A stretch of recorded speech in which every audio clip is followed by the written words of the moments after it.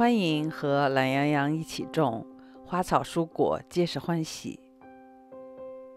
本地的一个网友看了我的后院变菜园完结篇视频后，很疑惑我的罗勒都还绿油油，而他的已经开花死了。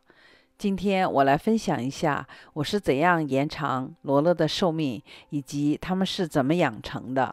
希望还来得及让你挽救自己的罗勒，并且让它们也一直绿油油。罗勒有上百种，养护方法有可能不完全相同。我的这种是著名的热内亚罗勒，是一种甜罗勒，味道浓郁，叶片较大。它们呢是跟西红柿做同伴的，所以我的方法仅供你参考。我是从种子开始种的，只要在合适的季节是很容易发芽的。商店里卖的一小盆罗勒只有3-4颗，价钱就跟一袋种子一样，而一袋种子至少可以种几十盆。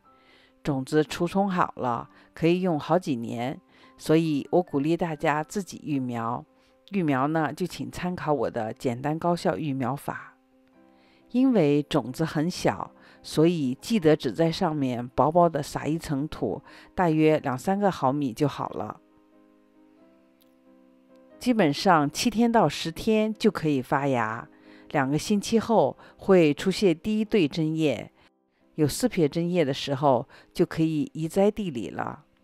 可是现在才从种子种，可能对北半球大部分地区来说有些太晚了，而南半球就正是时候。不过北半球的朋友们，如果等不及明年春天，现在还是可以买苗种或者扦插。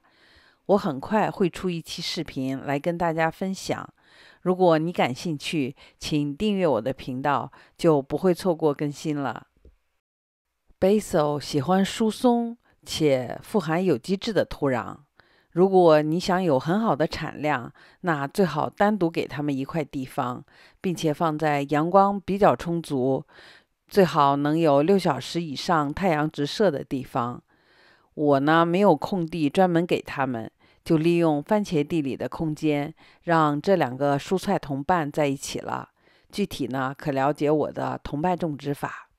其实应该3-5颗种在一起比较好，但我偷懒了，没有分苗，一股脑都种下去了。就像我以前给大家看过的，我的罗勒跟番茄作伴，还是挺开心的。罗勒枝叶看着娇嫩，但并不特别娇气，还是很好养的。我平时基本不管，让它们跟着番茄浇水的节奏。如果你是手工浇水，记得一定不要浇在叶片上，因为会容易滋生病虫害。罗勒不需要很多肥，整个生长季2-3次也就够了。肥太多会让它们长得快一些，但据说口味会受到影响。你可以施鱼肥水，或者偶尔加点草木灰也很好。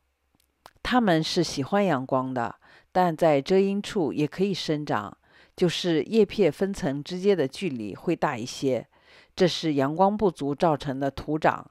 所以即使种在番茄下面，也要让它们见到阳光，这正好可以检验你的番茄的剪枝和通风情况。有些品种呢，太阳很强也没关系，但一般来说，温度超过30几度的高温直晒，有些可能也会被晒伤的。同时，它们也怕霜冻，所以冬天可以放入室内有阳光的窗台。罗勒长了3-4层叶片，大约18厘米左右的时候就可以采收了，这样也可以促进它的侧枝的生长。每一片叶子呢都可以发出侧枝来。看这个，我3周前剪的，都长出新枝叶了，所以枝叶是越结越多的。长到一定程度，尤其夏末秋初，罗勒就该开花了。小小的花朵纯洁可爱，但开花结籽儿也可能意味着它们生命的终结。